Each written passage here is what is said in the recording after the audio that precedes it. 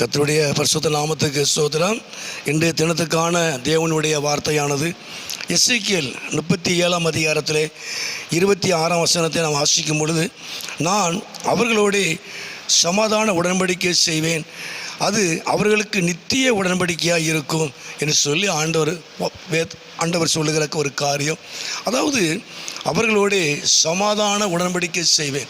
ஆண்டவர் உங்களோடு கூட உடன்படிக்கை செய்கிறவர். கர்த்தர் பண்ணுகிற உடன்படிக்கை சமாதானத்தின் உடன்படிக்கை. கர்த்தராது மகிமையுண்டாவதாக. அதாவது அவர்களுக்கு தேவனுடைய உடன்படிக்கை, அவர்களுக்கு அது நித்திய நிரந்தரமான ஒரு உடன்படிக்கையாக இருக்கும் என்று சொல்லி வேதத்தில் வாசிக்கிறோம். கர்த்தர் உங்களோடு கூட பண்ணப்படுகிற உடன்படிக்கை அது உங்களுக்கு அது நிரந்தரமானது. கர்த்தராது மகிமையுண்டு. அதாவது உடன்படிக்கை என்று சொல்லும் பொழுது அதை ஒப்பந்தம் பண்ணுவது, கர்த்தர் உங்களோடு கூட ஒப்பந்தம் பண்ணுவது, உடன்படிக்கை செய்வது. கர்த்தர் உங்களோடு கூட உடன்படிக்கை செய்தால் அது இடைவெளியிலே இடப்பட்ட காலங்களிலே முறிந்து போகிற ஒரு காரியம் அல்ல.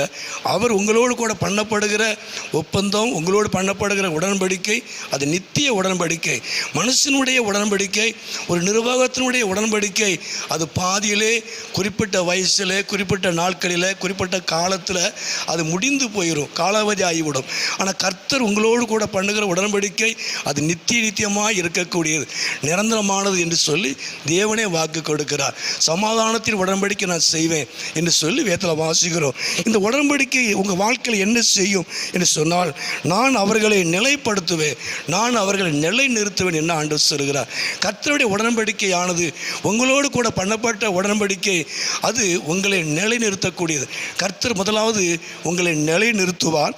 ரெண்டாவது, அதாவது அவர்களை வர்த்திக்க பண்ணி என்று சொல்லுகிறார். நான் அவர்களை வர்த்திக்க பண்ணுவேன், நான் அவர்களை பெருக பண்ணுவேன், நான் அவர்களை விருத்தடைய பண்ணுவேன். உண்மையாகவே இந்த நாட்களில் கர்த்தருடைய உடன்படிக்கையானது உங்களை நிலைப்படுத்தக்கூடியது.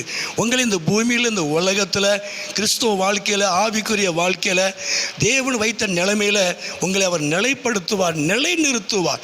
உங்களை அசையாதபடிக்கு உங்கள் வாழ்க்கையை கர்த்தர் நிலை நிறுத்துவார், உங்கள் குடும்பத்தை கர்த்தர் நிலை நிறுத்துவார், உங்கள் பொருளாதாரத்தை, உங்கள் ஊழியத்தை கர்த்தர் நிலை நிறுத்துவார், நிலைத்திருக்க பண்ணுவார். அது மாத்திரமல்ல, அவர் உங்களை வர்த்திக்க பண்ணுவார், அவர் உங்களை பெருக பண்ணுவார், அவர் உங்களை விருத்தியடைய பண்ணுவார். கர்த்தர் மகிமை உண்டாவதாக. ஆகவே கர்த்தர் உங்களோடு கூட பண்ணப்படுகிற உடன்படிக்கை நிரந்தரமானது, நிலையானது. அவர் உங்களோடு கூட பண்ணப்பட்ட உடன்படிக்கை உங்கள் வாழ்க்கையை நிலை நிறுத்தும், உங்கள் குடும்பத்தை நிலை நிறுத்தும். அவர் நிலை நிறுத்துகிற தேவன், வர்த்திக்க பண்ணுகிறவர், விருத்தியடைய பண்ணுகிறவர், பெருக பண்ணுகிற நல்ல தேவன். கர்த்தர் மகிமை உண்டாவதாக. ஆண்டவர் தாமே மோசேயோடு கூட உடன்படிக்கை செய்தார், தாவீதோடு கூட உடன்படிக்கை செய்தார். கர்த்தர் யாரோடெல்லாம் உடன்படிக்கை செய்கிறாரோ தேவன் அவர்களை ஆசீர்வதிக்கிறார். தேவன் அவங்க வாழ்க்கையில் பெரிய காரியத்தை செய்தார். தாவீதுடைய வாழ்க்கையில் கர்த்தர் பெரிய காரியத்தை செய்தார். கர்த்தர் மகிமை உண்டாவதாக. இந்த நாட்களில் கர்த்தர் உங்கள் வாழ்க்கையிலையும் அவர் பெரிய காரியத்தை செய்வார். அவர் உங்களை நிலை நிறுத்துவார், அவர் உங்களை வர்த்திக்க பண்ணுவார், அவர் உங்களை பெருக பண்ணுவார், உங்களை ஆசீர்வதித்து அவர் நாமத்தை மகிமைப்படுத்துவார். ஜெபம். எங்களை அதிகமாக நேசிக்கிற நல்ல பிதாவே, அருமையான ஆண்டவர், இந்த நேரத்துக்கு ஸ்தோத்திரம். இந்த சத்தத்தை கேட்டுக்கொண்டு அருமையான பிள்ளைகளை, குடும்பங்களை கர்த்தர் ஆசீர்வதியும், அப்படி நாமத்தை மகிமைப்படுத்தும். சகல காரியத்திலையும் ஆண்டவரை வர்த்திக்க பண்ணும், பெருக பண்ணும், விருத்தியடைய பண்ணும். ஆண்டவரை தொடர்ந்து நீ அவங்களுடைய வாழ்க்கையை, குடும்பத்தை, ஊழியத்தை நிலைநிறுத்துவீராக. உம்முடைய பரிசுத்தமுள்ள நாமத்தை மகிமைப்படுத்தும், ஆசீர்வதியும். இயேசுவின் நாமத்தில் ஜெபிக்கிறோம் நல்ல பிதாவே. ஆமேன், ஆமேன்.